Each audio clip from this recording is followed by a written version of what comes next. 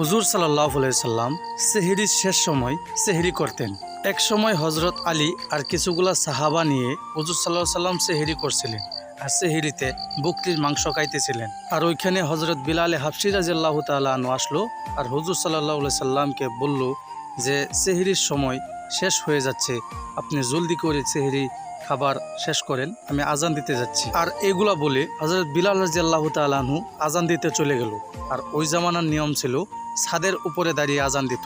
তো ছাদের উপরে ওঠার সময় ওনার খেয়াল হলো যে হুজুর সাল্লাল্লাহু আলাইহি সাল্লামকে গিয়া দেখি উনি খাবার খেয়ে শেষ করলেন কিনা। আর তখন হযরত বিলাল রাদিয়াল্লাহু তাআলা আনহু দেখলো যে হুজুর সাল্লাল্লাহু আলাইহি সাল্লাম এখনো খাবার খাইতেছে। তখন হযরত বিলাল রাদিয়াল্লাহু তাআলা আনহু বলল যে ইয়া হুজুর, আল্লাহর কসম সেহরির সময় শেষ হয়ে যাচ্ছে। তখন হুজুর সাল্লাল্লাহু আলাইহি সাল্লাম বলল যে ইয়া বিলাল, সেহরির টাইম এখনো ছিল, কিন্তু তোমার কসম মিথ্যা না হয়ে যাক তাই আল্লাহ সেহরির টাইম শেষ করে দিয়েছে। আর হযরত আলী রাদিয়াল্লাহু তাআলা আনহু বলে যে হযরত বিলাল রাদিয়াল্লাহু তাআলা আনহু যদি কসম না দিত তাহলে হুজুর সাল্লাল্লাহু আলাইহি সাল্লাম যতক্ষণ খাবার খাইতো ততক্ষণ পর্যন্ত সকাল হইতো না।